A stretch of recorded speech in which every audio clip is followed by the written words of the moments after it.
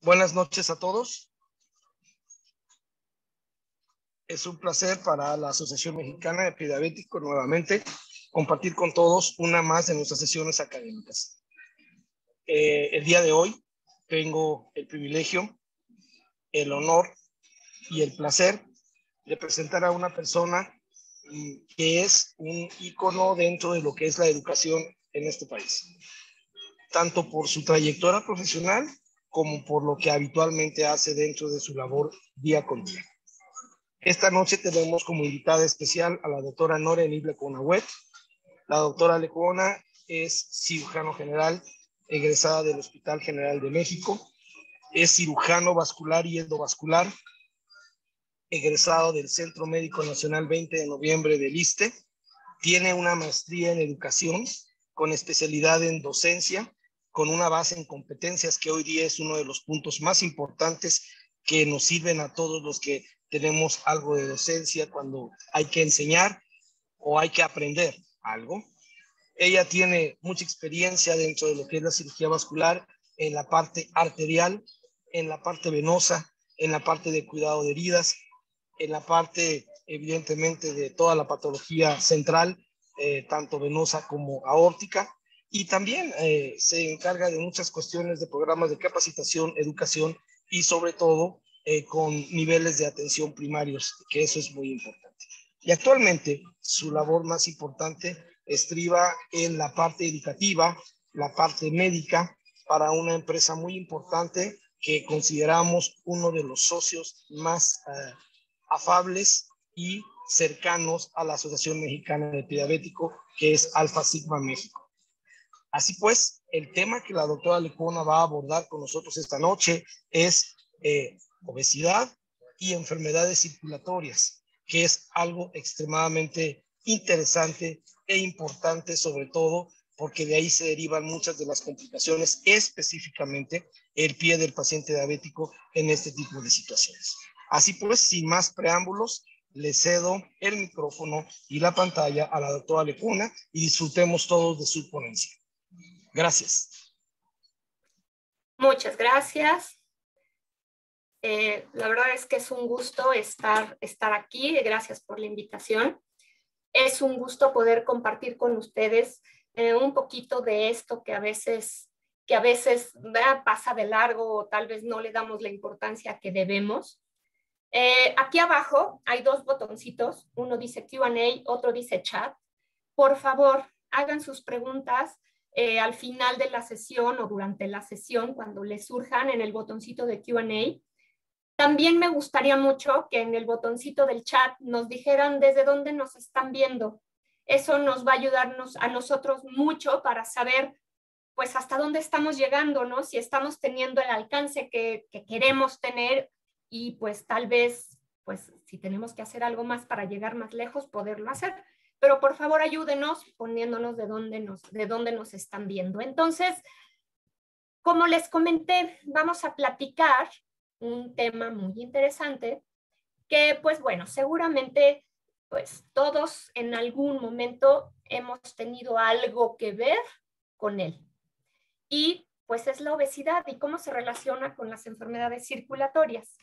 ¿Y por qué es importante este tema? ¿Por qué es tan importante el abordar este enfoque de la obesidad y su relación con este tipo de enfermedades? Porque son la primera causa de mortalidad de nuestro país. Entonces, vamos a ir poco a poco desmenuzando, no vamos a ahondar muchísimo en cada uno de ellos, porque si no, seguro nos quedaríamos aquí toda la noche, pero pues espero que sea de su agrado y que tengan muchas preguntas al final. Tenemos que empezar definiendo, pues, ¿qué es obesidad? ¿No? Porque, pues, es lo primero que tenemos que saber y viene del latín obesitas o cualidad de sobrepeso. Y esto, ya cuando lo desmenuzamos, pues viene del ob, sobre, esus, comido, o idad, cualidad. De ahí viene la palabra obesidad. Y desde ahí, pues, entendemos este término de cualidad de sobrecomido. En general lo vamos a ver como un aumento anormal del contenido de grasa corporal que existe en el cuerpo humano. ¿Y por qué anormal? Bueno, porque pues tenemos un cierto porcentaje que debemos conservar a lo largo de nuestra vida, dependiendo de nuestra actividad, nuestra edad, nuestra actividad física propiamente. Entonces, este porcentaje de grasa corporal puede variar un poco.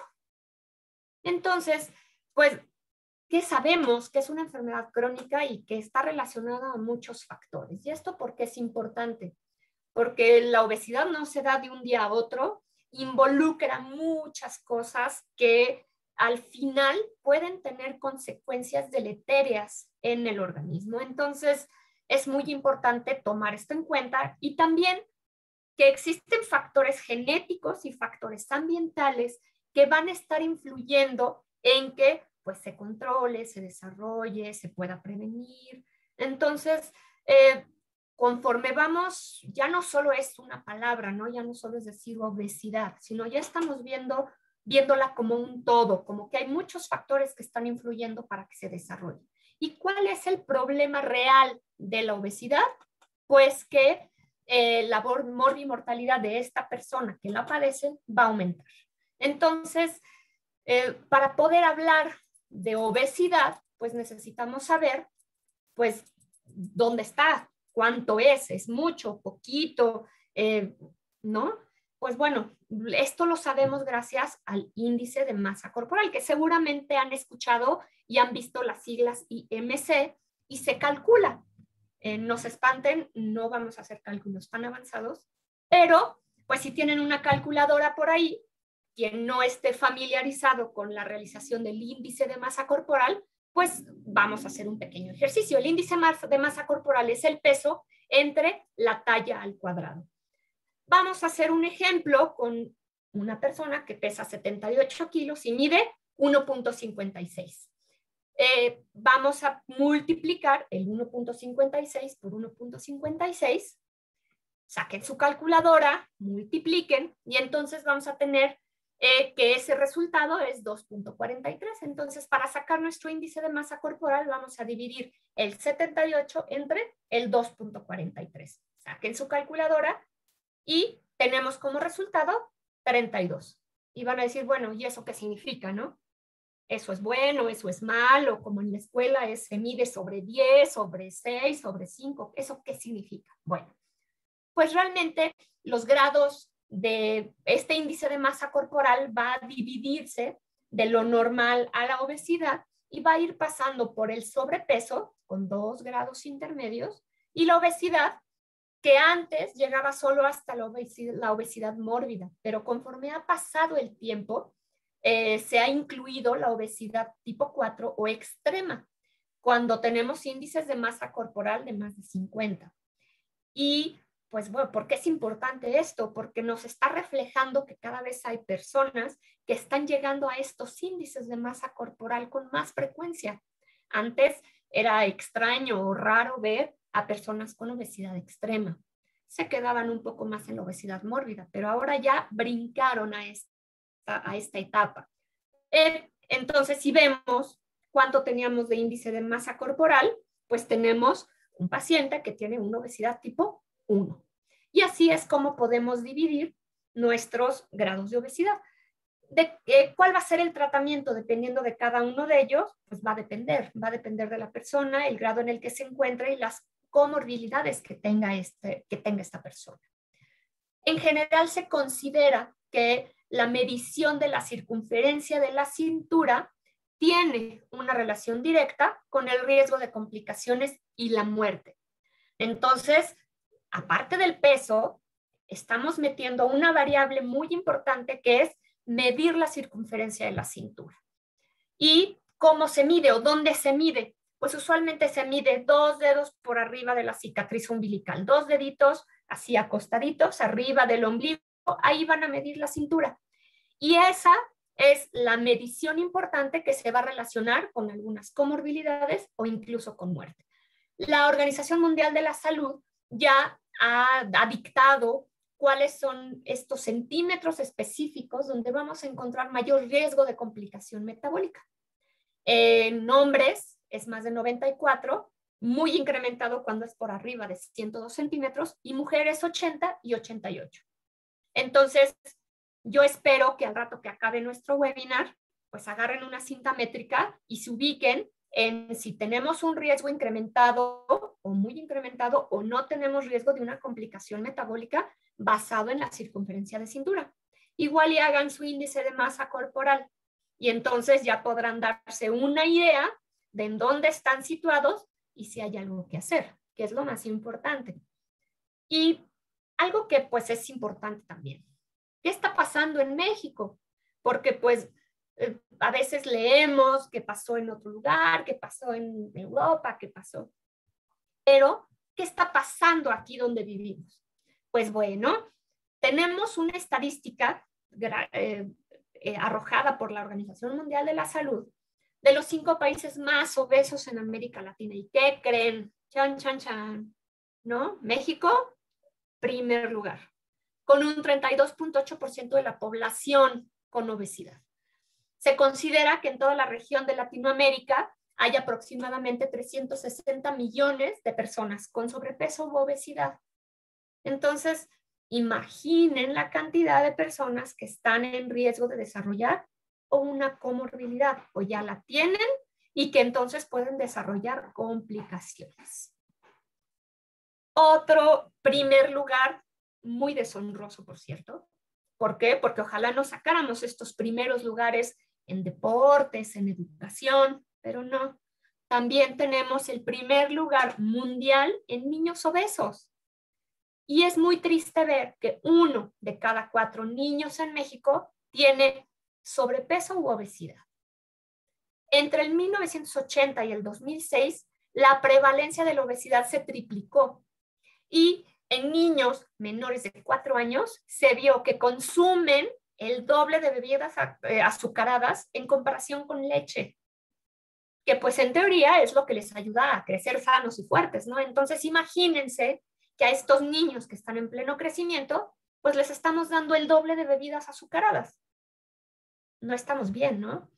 Y cuando vemos la comida empacada que se vende, el 40% de estas ventas son de productos panificados.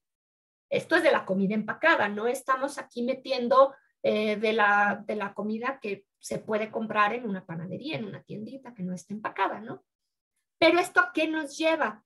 A que cuando estos niños crecen, 1 de cada 3 adolescentes tiene problema de obesidad o sobrepeso. ¿Esto a qué se va a traducir? Pues bueno, que eventualmente el 90% de los casos de diabetes mellitus están precedidos de una obesidad infantil. Entonces, ojo, mucho ojo, porque tenemos soluciones a nuestras manos. Porque si los niños de 5 a 11 años consumen 3 veces más refrescos que agua o cualquier otro líquido, pues tenemos serios problemas. Y cuando ocupamos el lugar número 74 de 207 en el consumo de alimentos sanos, pues también estamos como muy perdidos. Tenemos que echarle muchas ganas a resolver esta. Estamos muy enfocados en una pandemia que nos tiene a todos muy mal, en muchos sentidos.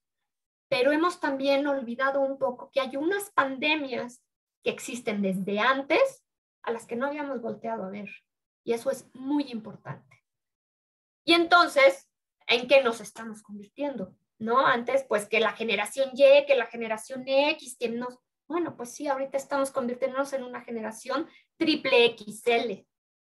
Y pues tenemos que tratar de hacer que esto cambie. Esté en nuestras manos cambiar esto. Ya viendo muy específicamente a México, pues bueno, consideramos que, bueno, se considera que el 70% de la población tiene sobrepeso u obesidad. 70%. Y seguro se están volteando a ver su pancita o están pensando en que llevan 1 año sin ir al gimnasio, sin hacer ejercicio. Bueno, ojo, el costo de los tratamientos médicos al año sobrepasa los 62,000 millones de pesos. Eso es muchísimo recurso que podría ocuparse en alguna otra cosa, en alguna otra patología. Y si ven, pues bueno, esta es la lista de los estados con mayor obesidad. Y en primer lugar está Yucatán, Baja California Sur y Campeche, los 3 primeros lugares. El problema no es nada más que pues haya un paciente con sobrepeso o obesidad. El problema es que tenemos enfermedades asociadas, ya sean cardiovasculares, diabetes, hipertensión, algunos otros trastornos. Pero esto es lo que nos está lastimando, está fregando a mucha de la población. Entonces, tenemos que hacer algo. En el reporte de la Encuesta Nacional de Nutrición y Salud del 2018-2019, que son resultados nacionales, se consideró a la obesidad una epidemia, un problema de salud pública, y es la segunda causa de mortalidad previsible. Esta es una palabra con mucho peso y muy importante. ¿Por qué? Porque podemos hacer algo, podemos controlar, podemos mejorar, podemos cambiar. El 42% del total de muertes por año se produce por enfermedades cardiovasculares. Y ahorita vamos a ir un poquito a ver estas enfermedades cardiovasculares.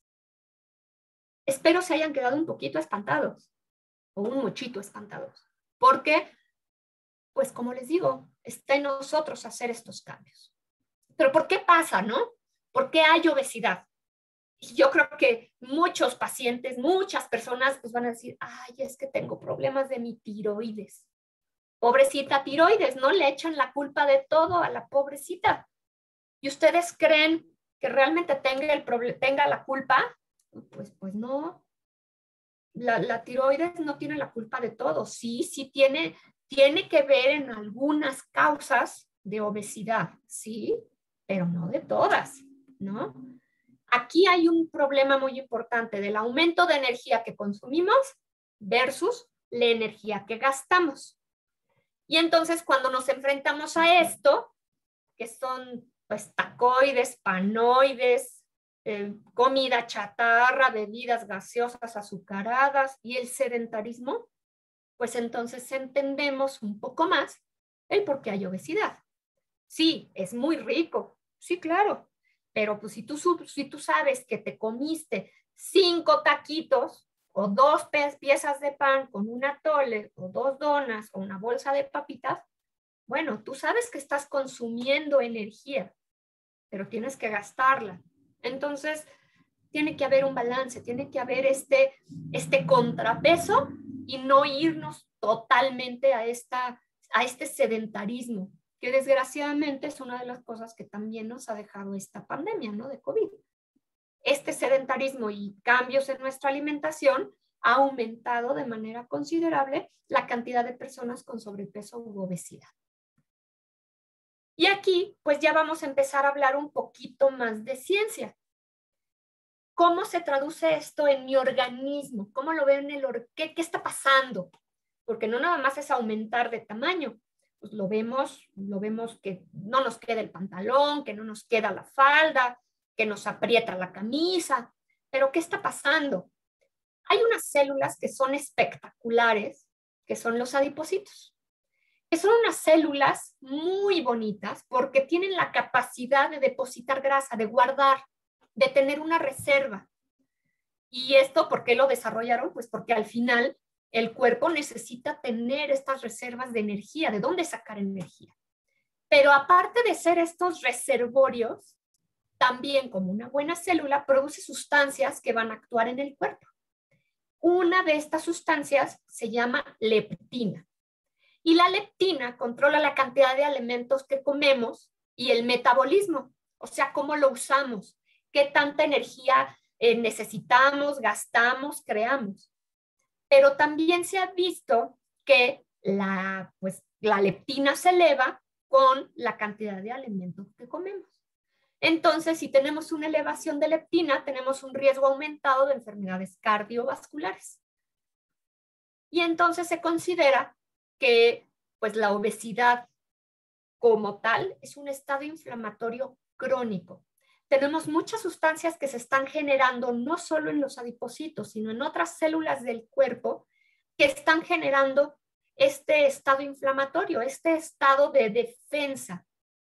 Pero también, pues, tenemos que ver la otra parte, que pues tenemos una enzima, una hormona, perdón, que nos ayuda a controlar estos niveles, pues, de sangre, de glucosa en nuestra sangre, cómo la usamos, dónde la usamos. Es una hormona muy bonita que se llama insulina. Desgraciadamente, cuando la insulina o no se ocupa bien, no se produce bien, vamos a tener problemas.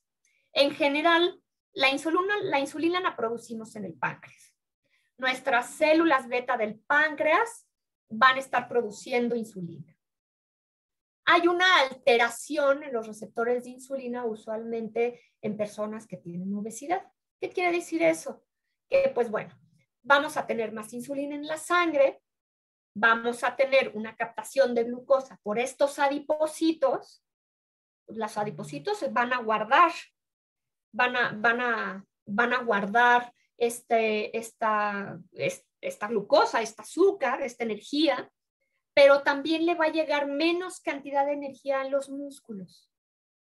Y estos músculos es muy importante porque, pues, si no tenemos una buena energía y una buena función, pues el músculo se va a ir haciendo cada vez más pequeño, con menor fuerza.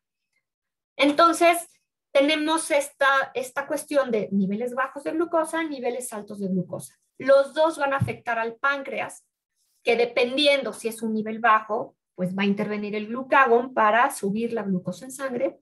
Pero si es alto, entonces mi insulina, ¿qué es lo que va a hacer?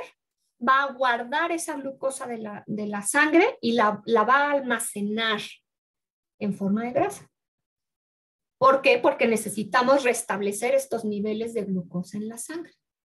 Entonces, ojo, es muy importante siempre que tengamos un paciente que tiene obesidad, pues bueno, tenemos que estudiarlo de una manera integral. No es nada más, pues deje de comer y ya, ¿no? No, tenemos que ver todo lo que rodea a este paciente. Y como tal, cuando vemos los efectos de la obesidad en la circulación, pues bueno, aumenta el volumen de sangre total. Pues si tenemos un mayor volumen corporal, necesitamos que a todo este cuerpo le llegue sangre. Entonces, tiene que aumentar la cantidad. Entonces, esto va a aumentar la función y los requerimientos del corazón. Nuestro corazón está acostumbrado a trabajar de una manera, pero si necesita aventar más sangre a mayor distancia, a más cuerpo, pues el corazón va a aumentar su función. ¿Y esto en qué se va a traducir? Pues en que el crecimiento del corazón puede llegar a alterar su función. Y esto lo vamos a conocer como una insuficiencia cardíaca. Cuando el corazón ya no puede más suplir esa cantidad de sangre que debe de llegar a todo el cuerpo, entonces el corazón se va cansando y es a lo que conocemos como insuficiencia cardíaca. También este sobreesfuerzo del corazón puede hacer que haya arritmias o latidos anormales del corazón. Esto puede tener implicaciones serias, desde que el corazón de repente deje de funcionar hasta que en algún lugar se pueda hacer bueno, más bien en el corazón, por estos latidos anormales, se haga un coagulito y este coagulito se vaya a alojar a algún otro lado del cuerpo, tapando una arteria importante. O pues ocasionando hipertensión arterial. Como ven, pues tenemos unos efectos muy importantes de la obesidad en la circulación. Y esto nada más es la bomba que está aventando la sangre a todo el cuerpo. Y como tal el corazón, pues siempre lo pintan así, ¿no? Rojo, bonito, pero como dicen, el león no es como lo pintan, ¿no? Y entonces nuestro corazón realmente funciona así. Tenemos un corazón que tiene 4 cámaras muy importantes, porque todas tienen que latir a un ritmo, tienen que contraerse a cierto ritmo para hacer que la sangre ya sea se mande a los pulmones a oxigenar y regrese o se mande al resto del organismo. Es una máquina fabulosa que si deja de funcionar, tenemos problemas, ¿no? Entonces, tengan esta imagen bonita en su cabeza de que así funciona nuestro corazón. Y nuestro corazón hace que tengamos todo un ciclo de circulación. Avienta la sangre oxigenada, llega a todos los órganos, ahí va cambiando nuestro sistema vascular hasta hacerse un sistema capilar. Ahí es donde principalmente se hace el intercambio de oxígeno y nutrientes, y entonces regresa al corazón en forma del sistema venoso. Este ciclo, este sistema circulatorio, pues nunca se cansa, nunca deja de estar circulando sangre, pero puede afectarse en algunos sitios y entonces vamos a tener manifestaciones que pueden incluso ser sistémicas. Y entonces, pues bueno, nuestro sistema circulatorio no es porque sea cirujano vascular, pero es fabuloso. Nuestro sistema circulatorio es hermosísimo. ¿Por qué? Porque va desde las puntas de nuestros deditos, de nuestros pies, de nuestras manos, a todos nuestros órganos, a la punta de nuestra cabeza. Está formado por arterias, por venas, el corazón, vasos linfáticos, y pues va a irrigar todo lo que somos. Y por eso es que es tan importante. Si nosotros extendiéramos todo nuestro sistema vascular, alcanzaría los 97,000 kilómetros. Le daríamos 2 vueltas y media a la Tierra. Es muchísimo, ¿no? Imagínense todo ese sistema vascular que puede alterarse, puede lastimarse. El fabulosísimo es el corazón, con todas estas pulsaciones diarias que hace que el oxígeno y los nutrientes lleguen hasta el último rincón de nuestro organismo. Esto empieza con cada uno de estos latidos, y lo que hace el latido es aventar la sangre hacia la aorta. Y de la aorta, pues va a llegar a nuestros brazos, a la cabeza, a nuestros órganos, y va a bajar por las piernas, por las arterias ilíacas, femorales, hasta nuestros pies. Ya en estos vasos capilares que les decía es donde se va a hacer este intercambio de nutrientes. Y muy importante, le llega la sangre a nuestro cerebro, ¿no? Lo que nos mantiene vivos, nos mantiene respirando, nos mantiene haciendo todo lo que hacemos todos los días. Como pueden ver, este sistema circulatorio pues es sumamente importante, tanto el de bajada como el de regreso. Y cualquiera de los dos se puede enfermar. Entonces, cuando se enferman nuestras arterias, también se pueden enfermar nuestras venas. La vena principal que regresa la sangre al corazón de las piernas hacia arriba es la vena cava inferior. Y de los brazos y la cabeza hacia el corazón se llama vena cava superior. Todo esto está conectado. ¿Para qué? Para poder existir, para poder, pues, vivir. Si ya nos vamos a ver cada una de estas patologías, pues bueno, nada más quiero que vean, este es el corazón de una persona que no tiene obesidad ni sobrepeso. Hasta van a decir, parece un corazón de pollo, ¿no? Bueno, pues probablemente algunos que tengan el corazón de pollo se parezcan, ¿no? Pero quiero que se espanten, quiero que vean esto. ¿Ven la diferencia? Incluso en la grasa que hay alrededor de nuestro corazón aumenta. Y eso influye directamente en la manera en la que late. Entonces, pues sí, yo creo que sí hay que tener muy presente esta imagen de un corazón sano y de un corazón de una persona con obesidad. ¿Ven el tamaño? ¿Ven la cantidad de grasa? Incluso hasta las arterias se ven más grandes, ¿no? Miren el tamaño de esta arteria coronaria. Incluso aquí se ve chiquitita, chiquitita. Bueno, pues tienen que crecer para tratar de suplir la cantidad de sangre que necesita ese músculo para moverse. Entonces, no se les olvide esta imagen. Y vamos a empezar a platicar, ya que hablamos de las coronarias, de la enfermedad coronaria. Las arterias coronarias son las arterias que le dan sangre al mismo músculo del corazón. Ese músculo necesita que le lleguen nutrientes. pero esas arterias se pueden ir tapando por placas de aterosclerosis, que viene del griego ateros, pasta, escleros, duro o piedra. Pues imagínense una pasta dura que va a ir tapando las arterias. Al principio, probablemente, pues no tengamos ningún problema. Conforme esas placas de grasa crecen, van a ir tapando la arteria, pero va a llegar un momento en el que la van a tapar por completo. Y entonces, es cuando vienen los síntomas, que puede ser un dolor agudo que se traduce en un infarto, o puede ser un dolor ante algún esfuerzo que después se quita, una angina, por ejemplo. Pero, ¿cuál es el problema? Que usualmente no viene solito, ¿no? Viene asociado a hipertensión, a dislipidemia y a diabetes. Entonces, ya no solo es arreglar una cosa, tenemos que ver al paciente como un todo para poder mejorar todo esto que seguramente mi paciente también está mostrando. Con respecto a la hipertensión arterial, se sabe muy bien que hay una relación entre las dos patologías. Se sabe muy bien esta asociación. Los mecanismos específicos no se conocen al 100%, tiene que ver mucho con cuestiones de física, también con cuestiones hormonales, cuestiones de sustancias inflamatorias que van a actuar directamente en los vasos sanguíneos, pero sí se ha visto que varía mucho con la edad, el sexo y la raza. Pero, pues sí es una asociación muy frecuente y probablemente ustedes puedan estar pensando en algún paciente, en alguna persona que dicen, ah, sí, claro, es obeso y tiene hipertensión.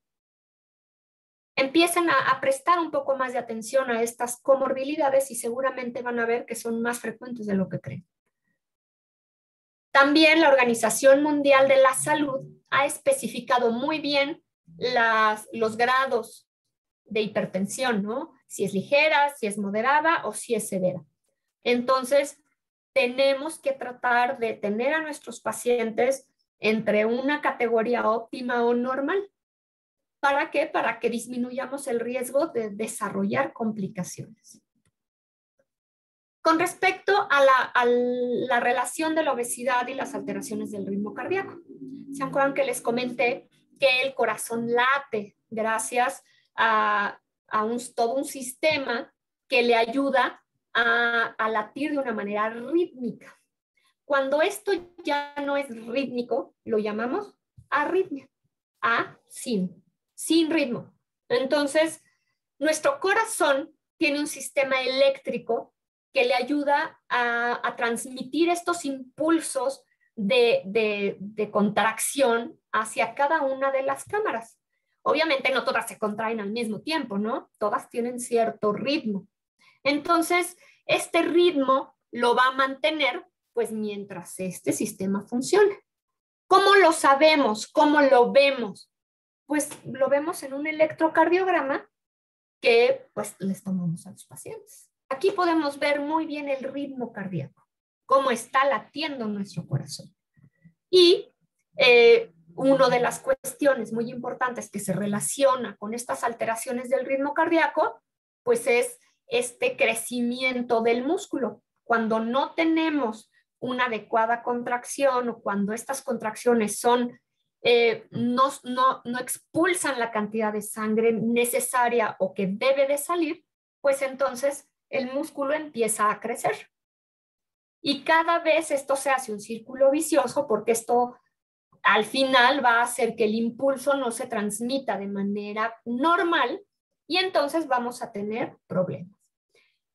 La fibrilación auricular es 2.5 veces más frecuente en personas obesas y es la causa más común de muerte.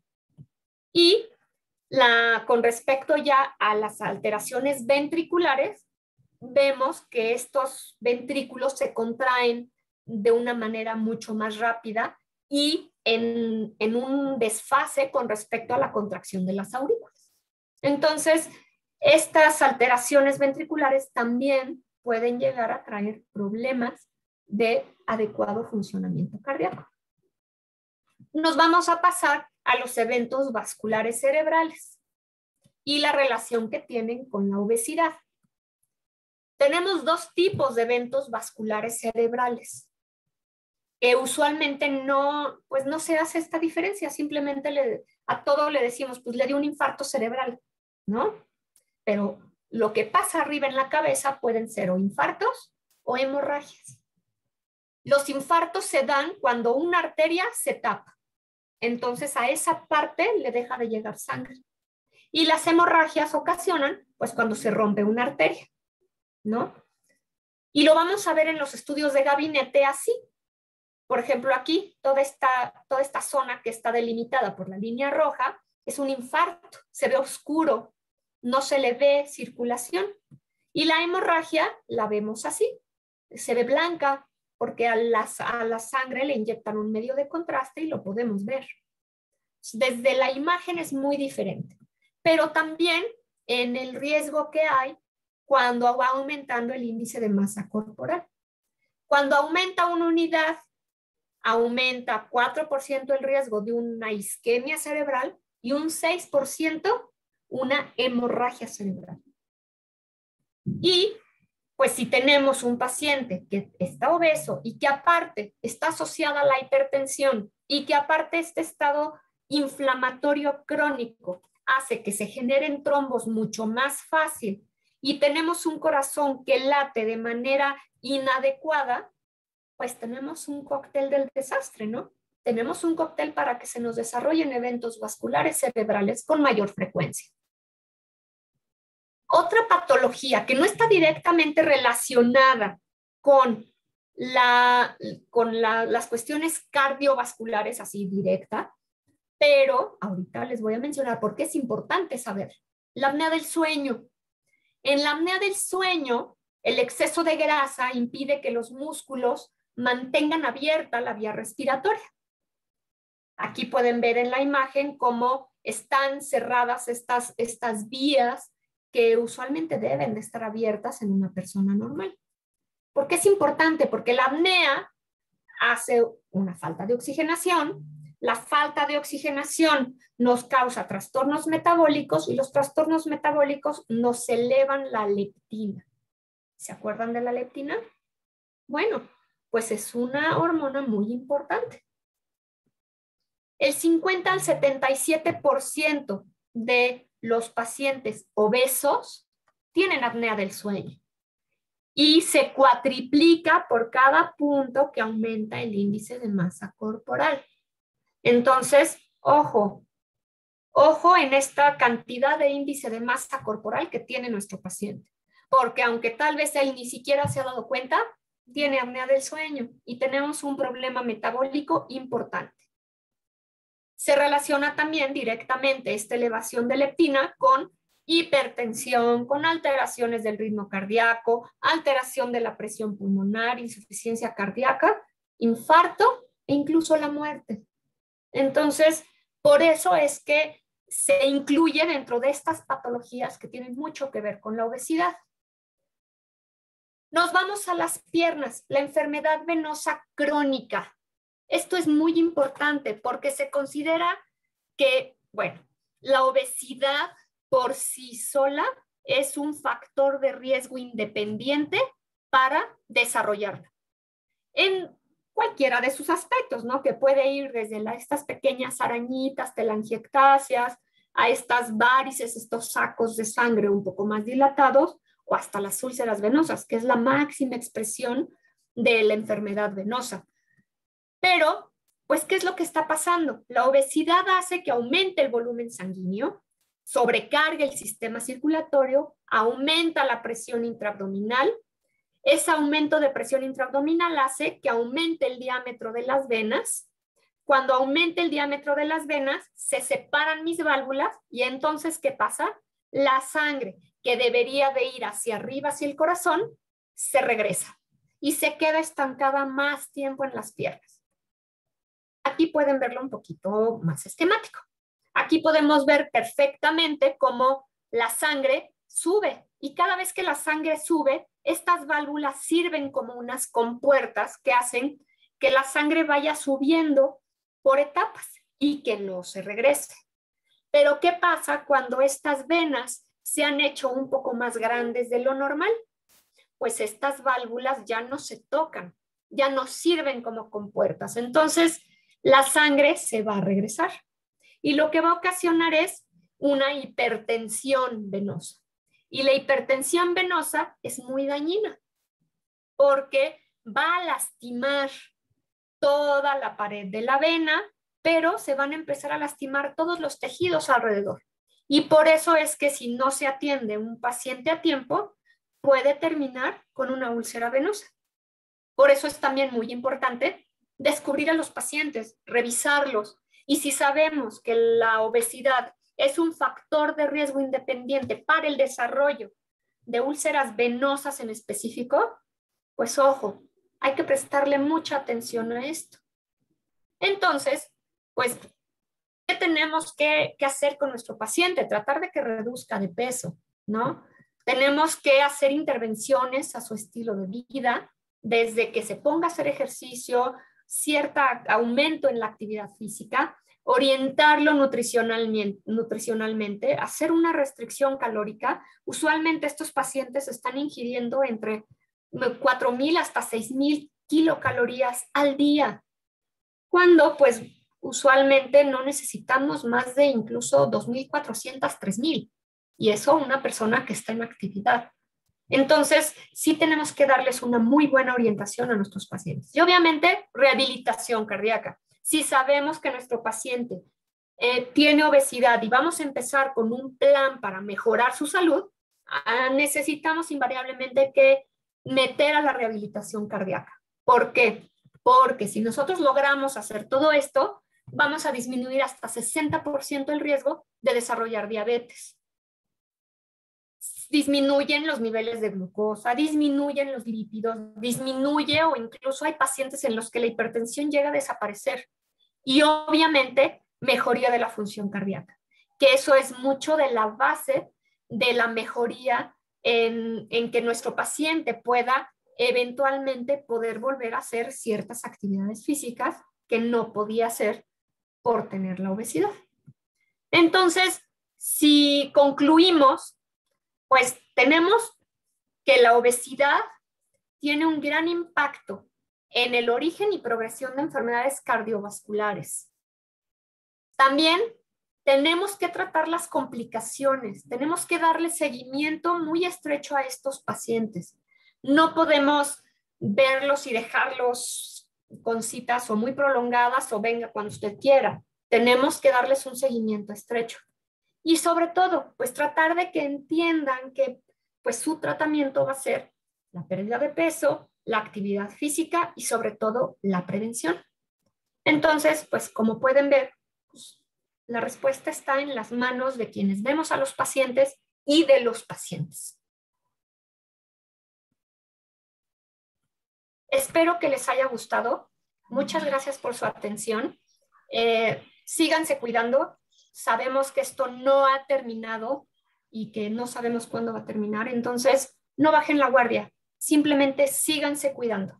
Y espero en verdad les haya gustado porque seguramente van a tener muchas preguntas. La verdad es que nos gustaría ahondar mucho en todos estos temas, pero pues nos quedaríamos aquí horas enteras, ¿no? Entonces, la verdad es que espero que les haya gustado esta pequeña charla. La verdad es que no es tampoco descubrir el hilo negro, simplemente era mostrarles unas estadísticas, algunas cuestiones importantes. Me da gusto saber que hay personas de toda la República conectadas, eso me da muchísimo gusto.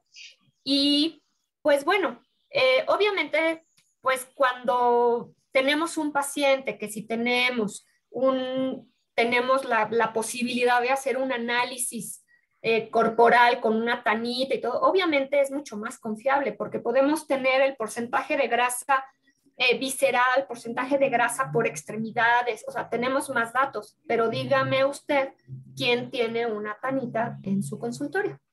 Por eso hay especialistas precisamente para poder orientar a estos pacientes a mucho mejor que tal vez uno que lo está viendo de primera vez. Nosotros tenemos que comprometernos a, pues a darle seguimiento tal vez de lo que nosotros lo vimos, de lo que nosotros por ejemplo, nosotros como cirujanos vasculares, la insuficiencia venosa, ¿no? Que tiene una úlcera, bueno, pero yo tengo que hacer todo lo posible para que mi paciente se mantenga en vigilancia, tal vez con un nutriólogo, con un bariatra. O sea, sí tenemos que hacer lo posible para hacer un manejo integral, ¿no? Eso es muy importante. Pues bueno, al parecer no hay preguntas, excepto creo que esa que vi.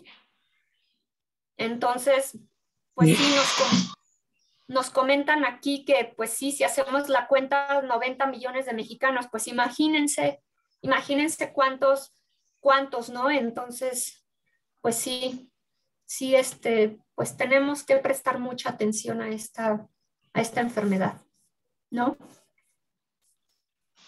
Así es, doctora. Doctora Nora, me da muchísimo gusto haber escuchado su plática. Creo que es un cúmulo de información bastante práctica y bastante llevadera para todos los que formamos parte de Anexipied y que estamos al pie del cañón en el tratamiento de este tipo de pacientes, porque vaya, sí, efectivamente no hay preguntas, pero sí me gustaría recalcar algunos puntos y que usted nos diera a lo mejor un poquito más de información y su opinión acerca de esto, ¿no? Como que el estado proinflamatorio per se que implica la obesidad, muchas veces eso lo dejamos de lado y a veces incluso normalizamos el estado de obesidad, ¿no? Sobre todo con niños, en personas jóvenes, que creemos que la obesidad pues no va a tener mayores repercusiones, pero vemos que sí, ¿no? Vemos que son muchísimas repercusiones, muchísimas afectaciones y que es un boleto que estamos comprando para enfermedades crónicas que son las que actualmente estamos viviendo y sufriendo, ¿no? Aparte de esta pandemia terrible, esta otra pandemia que siempre ha estado ahí, ¿no? Exacto. O sea, al final tenemos que ver al paciente integral, ¿no? No solo, pues está gordito, pues ponlo a dieta. Pues no, o sea, eso no va a resolver si tú no lo educas, si tú no lo orientas. Por eso a mí no me gusta, por ejemplo, decirles, ¿y cómo va su dieta, no? ¿Por qué? Porque pues también cuando nos dicen dieta, en automático nos vemos muriendo de hambre, ¿no? Más bien, me gusta más enfocarlo a una orientación nutricional, porque pues me gustaría que me dijeran a quién en la escuela o incluso en su familia, a quién le dieron una clase o una orientación nutricional de qué es mejor comer, cómo es mejor comer. Creo que pues a nadie, ¿no? Entonces, sí es muy importante tener en cuenta que pues tenemos que ver al paciente como un todo. ¿Está obeso? Sí, está obeso, pero seguramente tenemos problemas del corazón, problemas en las piernas, problemas que probablemente no estemos viendo, pero la circulación a la cabeza tenemos que asegurarnos que esté llegando bien y pues al final involucra a muchos especialistas, ¿no? Y eso es muy importante. Así es, así es.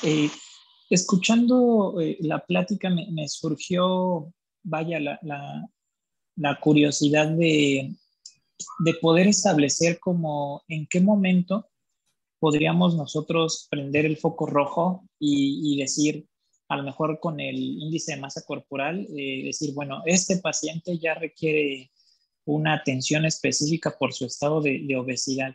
En qué rango o en qué grado del índice de masa corporal podríamos decir ya se prendió ese foquito rojo?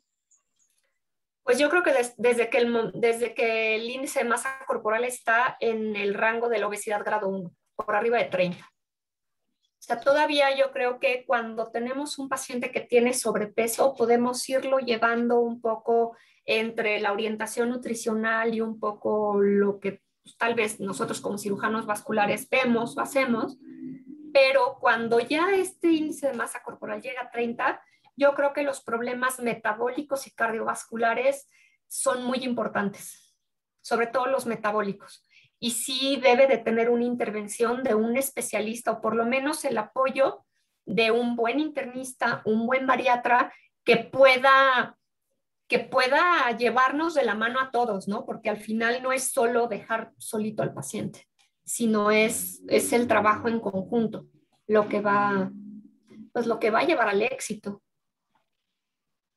Sí, sí, sí, totalmente de acuerdo. Lo que comenta de la importancia de ser multidisciplinarios, ¿no? Que en Amexipied siempre hemos tratado de llevar las cosas de esa forma, ¿no? No ser un todo, sino que simplemente entre las múltiples especialidades que se involucran en el tratamiento de este tipo de enfermedades, pues llevar a buen fin, a buen resultado a los pacientes, ¿no? En este caso, el control nutricional. Muchos de estos pacientes que tienen obesidad también tienen alteraciones articulares, entonces una buena rehabilitación, una buena terapia física para recuperar movilidad, porque a veces les decimos, es que tiene que hacer ejercicio, tiene que moverse, pero pues no pueden por múltiples morbilidades que tienen, ¿no? Entonces, súper importante eso que nos comentó. Incluso por la misma obesidad, ¿no? Entonces, se convierte en un círculo vicioso de obesidad, sedentarismo, pues entonces me deprimo, entonces como más, entonces así se la pueden ir llevando y va empeorando todavía más el cuadro.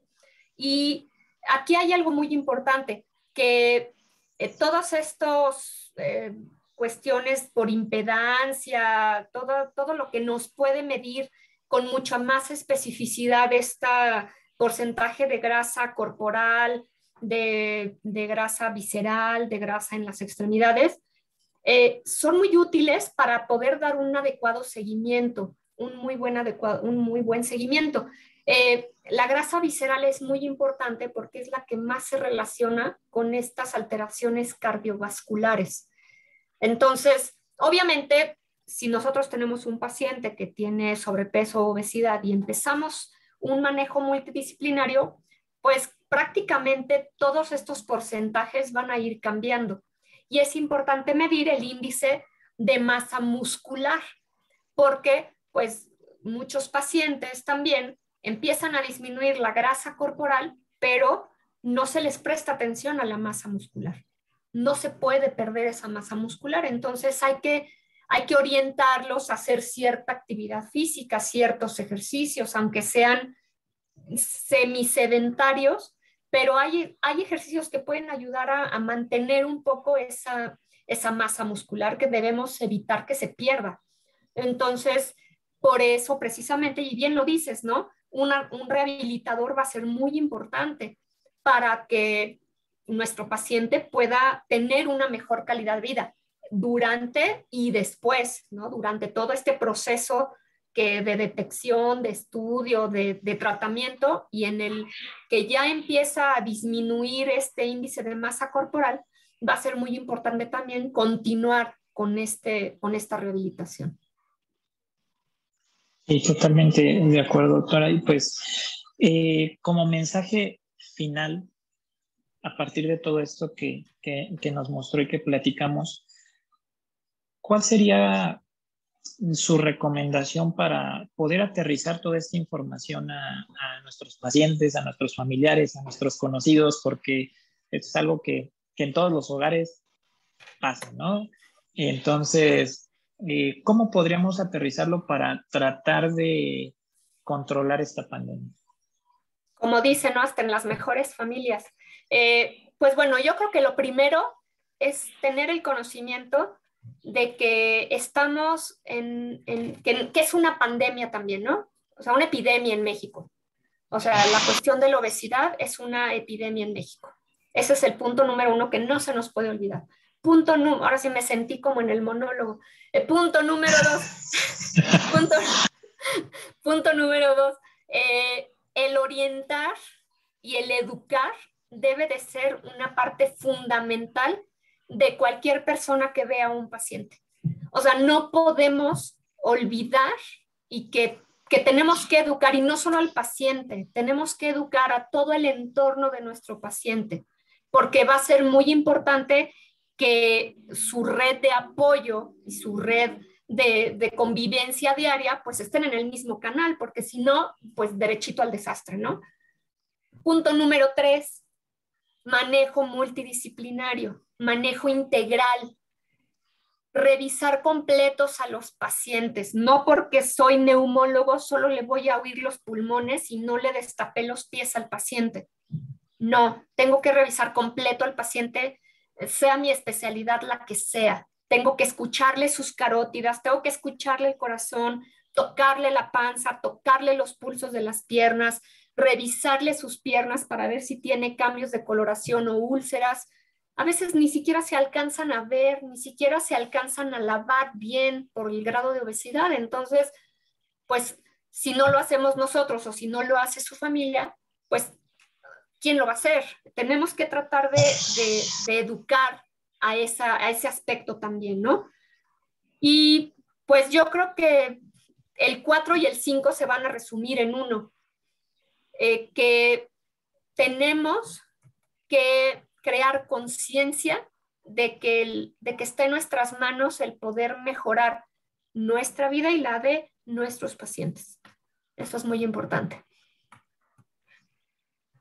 Correcto, totalmente de acuerdo, doctora. Y pues, bueno, no sé si hay algunas participaciones más de quienes nos acompañan hoy en la plática. Pues no, ya más o menos abordamos todas. Entonces, los invitamos a que no se pierdan este tipo de webinars de Amexipied, por favor. Créanme que lo que nos interesa es que ustedes aumenten este conocimiento en favor de su práctica clínica, de su práctica médica y que puedan ofrecer una mejor atención a sus pacientes. Doctora, muchísimas gracias por su enorme contribución para el trabajo que todos en conjunto estamos haciendo, y pues no nos queda más que agradecer, y con cada paciente que veamos acordarnos un poquito de toda esta información que recibimos. Muchísimas gracias. Muchas gracias a todos, muy buena noche, gracias por su tiempo. Cuídense mucho. Gracias. Antes de que se me desconecten, solamente algunos avisos.